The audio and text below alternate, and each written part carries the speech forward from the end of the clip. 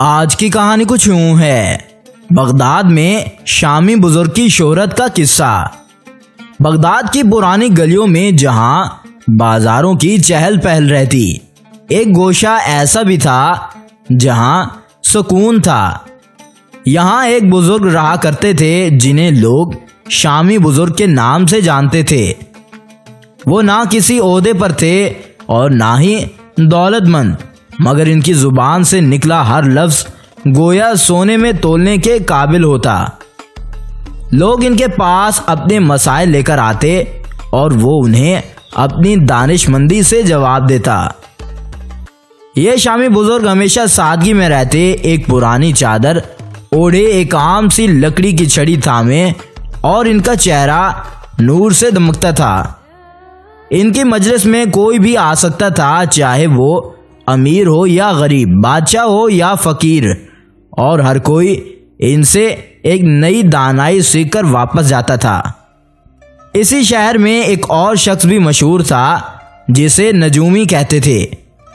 وہ بازار کے ایک چبوترے پر بیٹھتا اور اس کے ارد گرد رنگ برنگے کپڑے بچھے ہوتے تھے۔ ستاروں کے حسابات کی کتابیں رکھی ہوئی ہوتی تھیں اور اس کے پاس نہایت قیمتی ساز و سامان بھی ہوتا تھا۔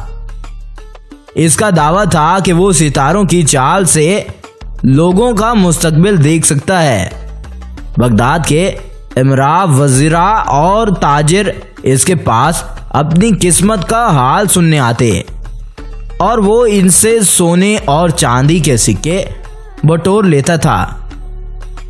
مگر نجومی کے دل میں تکبر تھا۔ وہ سمجھتا تھا کہ وہ تمام لوگوں سے زیادہ عقل مند ہے اور جو کچھ وہ کہتا ہے وہی سچ ہو کر رہتا ہے۔ ایک دن نجومی نے اپنے حلقے میں بیٹھے لوگوں کو دیکھا اور کہا، یہ شامی بزرگ تو لوگوں کو بے وقوف بنا رہے ہیں۔ کہتے ہیں کہ دنیا کا سب کچھ انسان کے عمل پر منحصر ہے، مگر کیا تقدیر انسان کے ہاتھ میں ہے؟ اگر ایسا ہوتا تو سبھی بادشاہ بن جاتے۔ یہ سن کر ایک شخص بولنے لگا، اگر تم واقعی مستقبل کا حال جانتے ہو تو تم خود کیوں نہیں بادشاہ بن جاتے؟ یہ سوال نجومی کو چبھ سا گیا، مگر وہ اپنی ہنسی دباتے ہوئے بولنے لگا، میں جانتا ہوں کہ میں کب تک دولت مند رہوں گا اور کب میرا وقت ختم ہوگا، مگر عام لوگ یہ بات نہیں سمجھ سکتے۔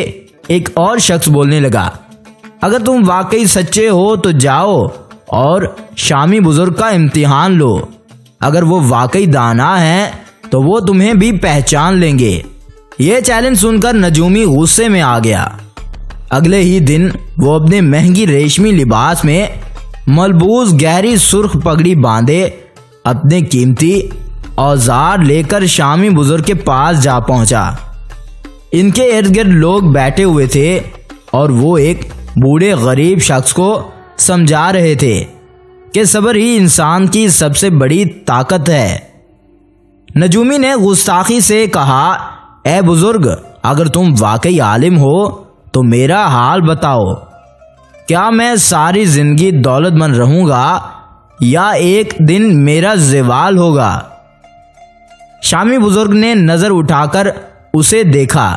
ایک لمحے کے لیے سکوت چھا گیا، پھر وہ مسکرانے لگا اور بولے، میں قسمت کے حال نہیں بتاتا، مگر میں اتنا ضرور جانتا ہوں کہ تمہارا انجام تمہارے اپنے ہاتھ میں ہے۔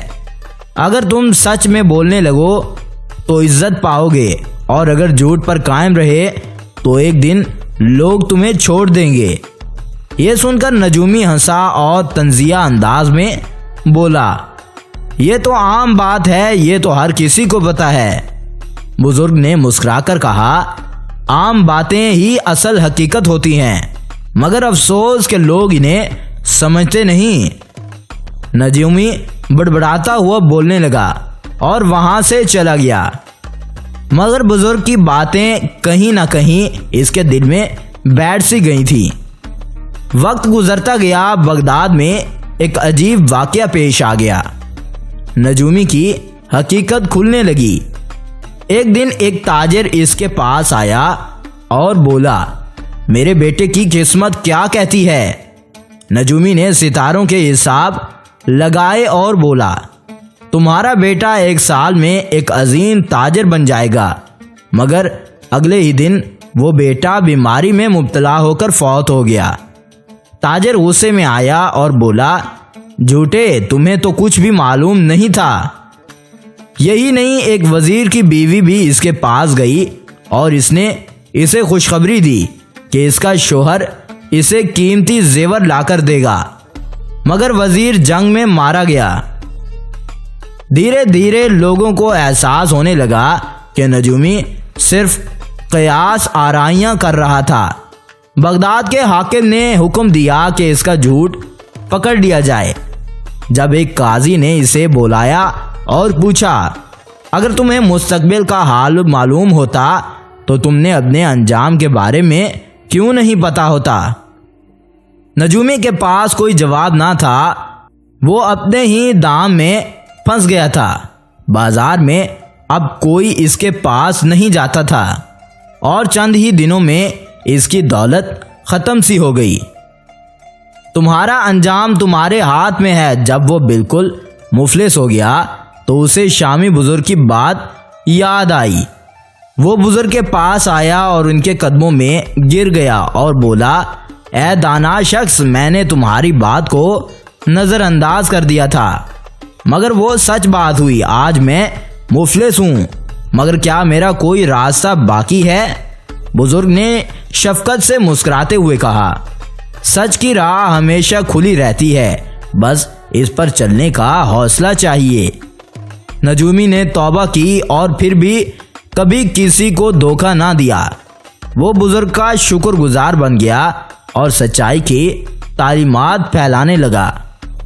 جب نجومی نے توبہ کی اور شامی بزرگ کے شاگردوں میں شامل ہو گیا تو اس نے زندگی کی حقیقت کو بہتر طریقے سے سمجھنا شروع کر دیا، مگر قسمت کے کھیل ابھی باقی تھے۔ کچھ مہینے گزرے اور ایک دن بغداد کے حاکم کے دربار میں ایک عجیب مقدمہ پیش کیا گیا۔ شہر کے ایک امیر سوداگر نے دعویٰ کیا کہ ایک اور نجومی شہر میں آ چکا ہے جو لوگوں کو ان کے مرنے کی تاریخ اور جگہ بتائے لگا ہے۔ سوداگر نے کہا، اگر یہ شخص سچا ہے تو اسے اپنی موت کا بھی علم ہونا چاہیے، اور اگر جھوٹا ہے تو یہ لوگوں کو دھوکہ دے رہا ہے۔ شاہی بزرگ کے پاس لوگ دوڑے دوڑے آنے لگے اور کہنے لگے، ایک اور نجومی آ گیا ہے جو تمہارے شاگردوں کی طرح فریب کر رہا ہے، ہمیں پھر ایک بڑے فریب سے بچا لو۔ بزرگ نے مسکرا کر کہا، نجومی کا فریب زیادہ دیر تک نہیں چلتا، مگر چلو دیکھتے ہیں کہ یہ نیا چالاک کیسے اپنے جال میں پھنسے گا۔ بزرگ اپنے تائب شدہ شاگرد کو لے کر اس نئے نجومی کے پاس گئے۔ وہ بازار کے بیچ میں ایک اونچی نشست پر بیٹھا سرخ چادر اوڑھے تھا اور لوگوں کو بتا رہا تھا کہ فلاں شخص اتنے سال جیے گا اور فلاں جلد مر جائے گا۔ لوگ خوفزدہ ہو رہے تھے مگر اس کی باتوں کو سچ مان رہے تھے۔ شامی بزرگ نے آگے بڑھ کر کہا، اے شخص، کیا تم اپنی موت کی تاریخ اور جگہ جانتے ہو؟ نجومی ہکا بکا رہ گیا۔ وہ ایک لمحے کے لیے چپ رہ گیا اور پھر بولا، میں تقدیر کے راز جانتا ہوں مگر اپنی موت کا حال کسی کو نہیں بتا سکتا۔ بزرگ نے ہنستے ہوئے کہا، تو پھر دوسروں کو کیوں بتا رہے ہو؟ اگر تمہیں اپنی زندگی پر اعتبار نہیں تو دوسروں کو دھوکہ کیوں دیتے ہو؟ لوگوں نے جب یہ سنا تو ان کی آنکھیں کھل سی گئیں۔ وہ نجومی کے جھوٹ کو سمجھ گئے اور دربار میں جا کر اس کے خلاف فریاد کی۔ حاکم نے حکم دیا کہ اس دھوکہ باز کو بغداد سے نکال دیا جائے۔ حاکم نے حکم دیا کہ اس دھوکہ باز کو بغداد سے نکال دیا جائے۔ جب شامی بزرگ اور ان کا شاگرد واپس آ رہے تھے تو راستے میں ایک فقیر ان کے پاس آیا۔ وہ کامتے ہاتھوں سے ایک پرانی پگڑی باندھے ہوئے تھا۔ اس نے کہا، اے دانا بزرگ، میں کبھی تمہارا دشمن تھا مگر اب تمہاری رحمت کا طلبگار ہوں۔ یہ وہی نجومی تھا جو پہلے شامی بزرگ کو چیلنج کرنے آیا تھا اب وہ مکمل طور پر بدل چکا تھا۔ بزرگ نے مسکرا کر کہا، ہر شخص کو دوسرا موقع ملنا چاہیے، مگر اب فیصلہ تمہارے ہاتھ میں ہے، تمہیں دھوکہ دینا ہے یا سچائی کی راہ پر اپنائی جائے۔